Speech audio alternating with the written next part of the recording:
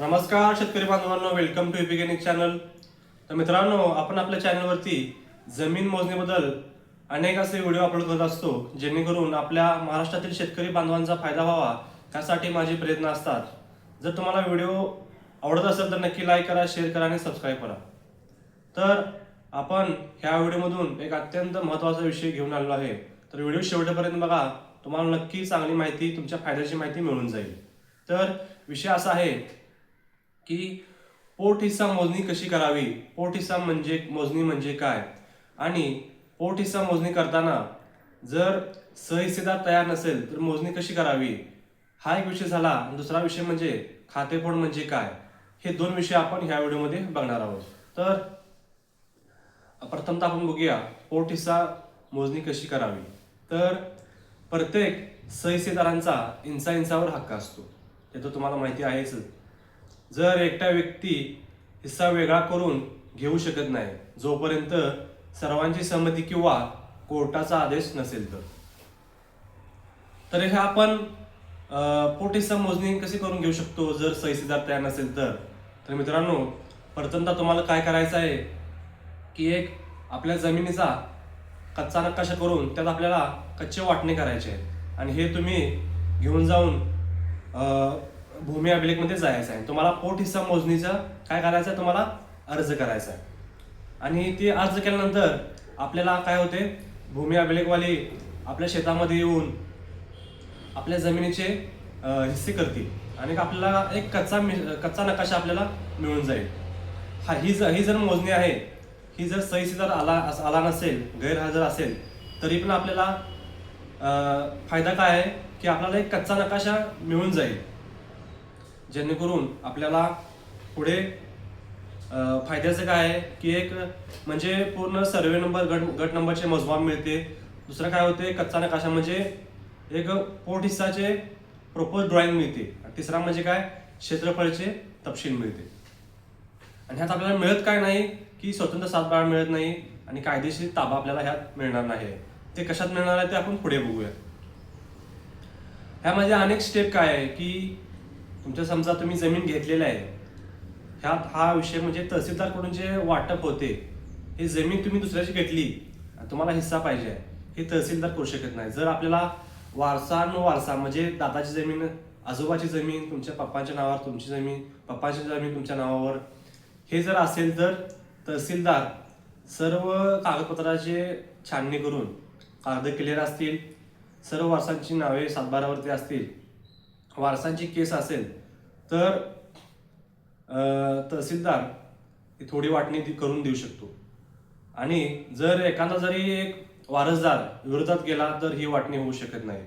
ही एक दुसरी स्टेप होती, म्हणजे वारसदारांची केस असेल तर आपण आलो कुठं होतो की भूमी अभिलेख मार्फत आपल्याला एक कच्चा नकाशा तयार करून घ्यायचा आहे. त्यानंतर आपल्याला नेक्स्ट स्टेप काय आहे की आपल्याला कोर्टामार्फत आपण आपले जमिनीची पोट हिस्सा मोजणी करून घेऊ शकतो. तर तो नकाशा घेऊन आपल्याला कोर्टामध्ये जायचं आहे, दिवाण न्यायालयात, आणि दावा काय दाखल करायचा आहे की संयुक्त मालमत्तेचा कायदेशीर विभागणी करण्यासाठी आपल्याला दावा करायचा आहे.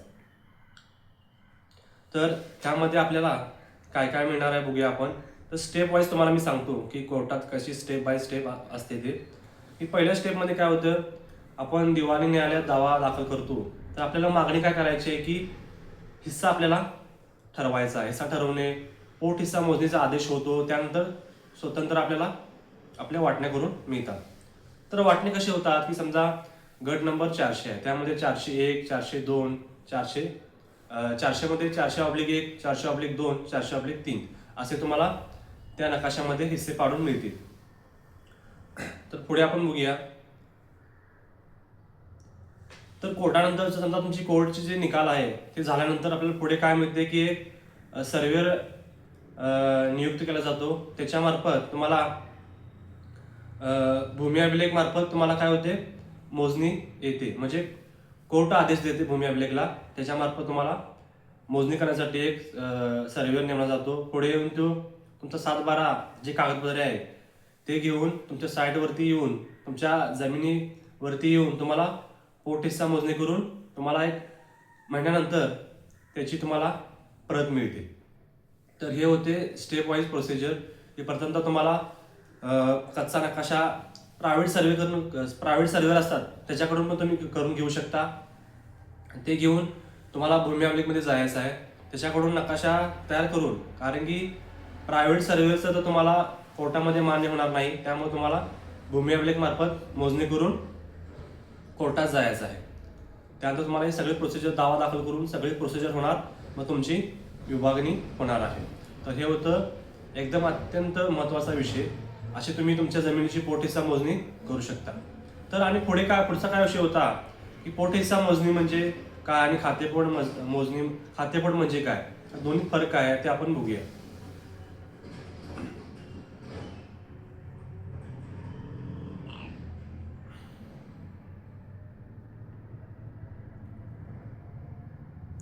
तर पोटहिस्सा म्हणजे काय, फक्त आपापसातला समझोता म्हणजेच पोटहिस्सा होय.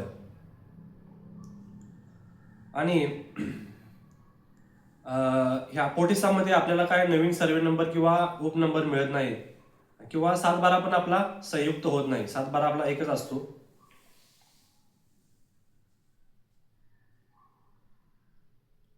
आणि खातेफोड मध्ये काय होते की सर्व हिस्सेदारांची संमतीमुळे तहसीलमध्ये काय होते, खातेफोड होते. त्यानंतर अधिकृत खातेफोड मोजणी होते. त्यानंतर आपल्याला काय मिळते, उपनंबर मिळते. म्हणजे समजा 400चा गट नंबर असेल तर 401, 402 असा तुम्हाला काय होते, उपनंबर तयार होते. आणि ह्यामध्ये आपल्याला 7/12 वेगळा मिळतो आणि 8 आपल्याला वेगळा मिळतो. एवढाच फरक आहे यामध्ये की पोटहिस्सा मोजणीमध्ये फक्त तुम्हाला एक तुम्हाला नकाशा मिळतो, त्यामध्ये आपल्याला आपल्या जमिनीची वाटण्या झालेले दिसेल, एवढंच तुम्हाला मिळते, वेगळा काही नंबर मिळत नाही. आणि खातेफोड मध्ये तुमचा 7/12 वेगळा होतो, त्याला एक विशिष्ट असा उपनंबर दिला जातो. एवढंच ह्यामध्ये फरक आहे. खातेफोड प्रक्रिया थोडी अवघड आहे, त्यामध्ये सर्व सहीदारांची सहमती लागते, त्याशिवाय हे होणं थोडा कठीण असतं. एवढाच फरक आहे खातेफोड मोजणी आणि पोटहिस्सा मोजणीमध्ये. तर असेच मी असंख्य असे व्हिडिओ आपल्या चॅनलमध्ये टाकणार आहे. जर व्हिडिओ आवडत असेल तर नक्की लाईक करा, शेअर करा आणि शेतकरी बांधवांपर्यंत पोहोचवा. धन्यवाद.